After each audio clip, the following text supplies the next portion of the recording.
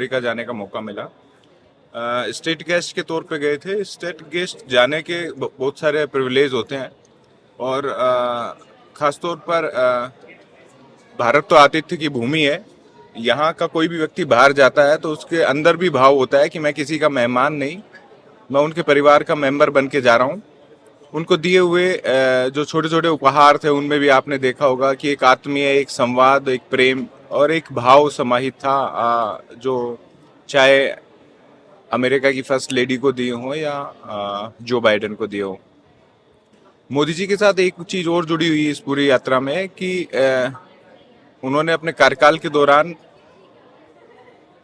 तीसरी बार ऐसा है कि जो राष्ट्रपति हैं उनसे भी मुलाकात हुई है उनकी, जब मोदी जी की विजिट रही है। बराक ओबामा से उन्होंने पहले मिले, फिर ट्रंप के साथ हमने देखा ही था चुनाव से ठीक पहले का एक जबरदस्त माहौल, और अब जो बाइडेन से। तो तीनों राष्ट्र प्रमुखों से उनकी मुलाकात अमेरिका के हुई है और एक परिवर्तन देखने को मिला है। खैर, ये सारी चीजें आंकड़ों की बातें हैं, लेकिन इसके इतर यात्रा की मैं बात करूं तो कुछ अच्छे फैसले होने की भारतीयों को उम्मीद है। देश का प्रधानमंत्री वहां जा रहा है और केवल जाकर आए एक इवेंट की तरह, वो संभवतः सरकारों के तौर पर भी अच्छा नहीं है। विश्व की आर्थिक नीतियां इस वक्त तेजी से बदल रही हैं। देख रहे होंगे ज्यादातर देश आर्थिक परेशानियों से जूझ रहे हैं। औद्योगिक जो उनकी संभावनाएं हैं, चाहे उनके वहाँ पे ह्यूमन राइट्स की चीज़ें देख लीजिए, या जो मानव श्रम में कौशलता होनी चाहिए उसके लिहाज से देख ले, और बहुत सारे आंतरिक मुद्दे भी हैं। रूस और यूक्रेन युद्ध का बहुत लंबा चलना, खेमेबाजी में बंटना और उस बीच में भारत का तटस्थ रहना, ये तमाम चीज़ें हैं जो मोदी जी साथ लेके गए थे। इन सब चीज़ों को, इनका वजन बड़ा भारी है अगर देखा जाए तो। और जब अमेरिका में जा रहे हो, अमेरिका वो देश है जो विश्व में सबसे ताकतवर होने का दावा करता है, और आज की दिन अगर हम माने तो निस्संदेह है भी, और ताकतवर के साथ लोकतांत्रिक देश रहने की बातें करता है। तो तमाम इन दावों के बीच में जब मोदी जी वहां गए तो भारतीयों को उम्मीद थी कि भारत के लिए कुछ जो सपने उनके देखे हुए आगे बढ़ने के, विकसित भारत के और कई संभावनाओं के, तो उनके आधार पर चीजें होंगी। तो अगर एक तो महत्वपूर्ण फैसला अगर देखा जाए तो रक्षा के क्षेत्र में, दूसरा अंतरिक्ष के क्षेत्र में, और तीसरा व्यापार के क्षेत्र में, तीन महत्वपूर्ण समझौते मैं मानता हूँ। रक्षा के लिहाज से हमेशा उम्मीद रही है भारत की अब मजबूत हो। हालांकि बहुत सारी चीजें हैं जो पिछले 4 वर्षों में केंद्र सरकार राज्य सरकारों की मदद से कर रही है। इंडस्ट्री स्टेट में लगनी है और केंद्र लगातार सपोर्ट कर रहा है।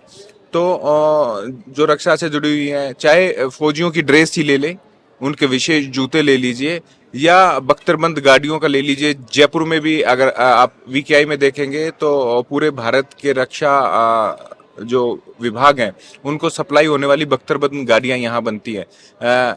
अब उनमें और तेजी हुई है।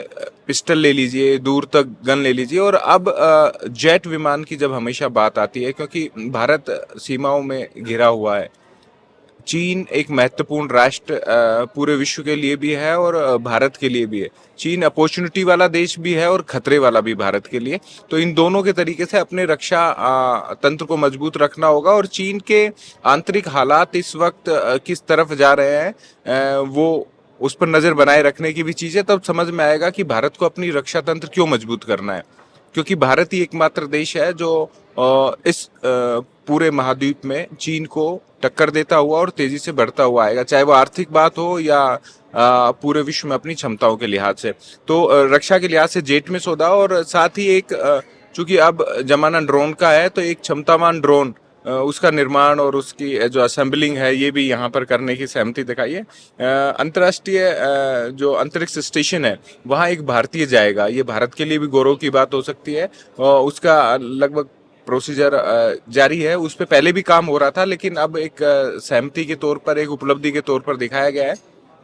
जल्द ही एक भारतीय कदम अंतरिक्ष जो स्टेशन है अंतर्राष्ट्रीय उस पर पड़ने वाले हैं।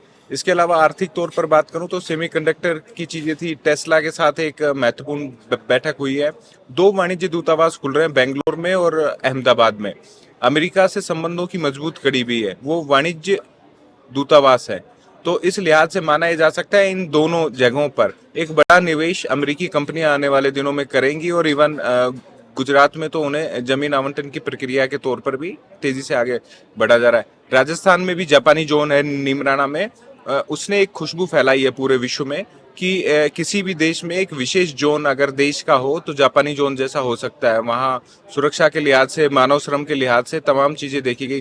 तो इन तमाम मुद्दों पर हुआ है, कुछ छोटे छोटे और भी आंतरिक मसलों पर हुआ है। भारत अमेरिका के वैश्विक नीति के मुद्दे पर आगे क्या रुख रहेगा उस पर भी बातचीत हुई है, और सबसे मधुर बातचीत है कि भारत और अमेरिका के संबंधों को ठीक करना। जब रूस और यूक्रेन का युद्ध हुआ तो हो सकता है कि अंतर्राष्ट्रीय स्तर पर एक दबाव अमेरिका की तरफ से हो कि आप यूक्रेन के पक्ष में जाइए, लेकिन रूस हमारा मित्र रहा है, भारत ने उस पर तटस्थ नीति अपनाई। दोनों को उन्होंने अपने तरीके से एक मैसेज भी दिया और बताया कि सनातन यही चाहता है कि युद्ध की विभीषिका से कोई देश ना गुजरे, अपने आंतरिक मुद्दे उन्हें सुलझाने चाहिए और एक पटल पर बैठकर संवाद करना चाहिए। अगर आपने पूर्व के बयान सुने होंगे तो कोशिशें जारी हैं, और इस दौरे से कुछ परिणाम जल्दी आएंगे रक्षात्मक लिहाज से, अंतर्राष्ट्रीय स्टेशन के लिहाज से, और कुछ दूरगामी परिणाम होंगे जो भारत के आर्थिक तंत्र को थोड़ा खुलापन देंगे, नयापन देंगे। हालांकि राजनीतिक तौर पर बहुत सारी चीजें हैं जो वहाँ हुई है, और राजनीतिक तौर पर, विस्तार के तौर पर भी देखा जाता है, और भारत के मजबूती से बढ़ते हुए कदम है। देश के प्रधानमंत्री नरेंद्र मोदी की ये यात्रा देश के 140 करोड़ लोगों की यात्रा है। नए आंकड़े भी सामने आ गए हैं कि भारतीय 140 करोड़ हो गए हैं जब प्रधानमंत्री ने वहां पे कहा है। तो बहुत सारी चीजें हैं जिनमें अब असर आएगा, और एक बेहतरीन भारत की भूमिका अमेरिका के साथ भी नजर आएगी। हालांकि ये सौदे पूरी तरीके से जैसा मैंने कहा कि रक्षा के ले लीजिए या उसके व्यापार के ले लीजिए, लेकिन राजनीति और राजनयिक संबंध दोनों इसमें महत्वपूर्ण भूमिका निभा रहे हैं। ऐसे में विश्व की बदलती हुई आर्थिक शक्ति के तौर पर, परिदृश्य के तौर पर भारत एक प्रभावी भूमिका में है, और संभवतः इसी दौरे में देखने को मिला है।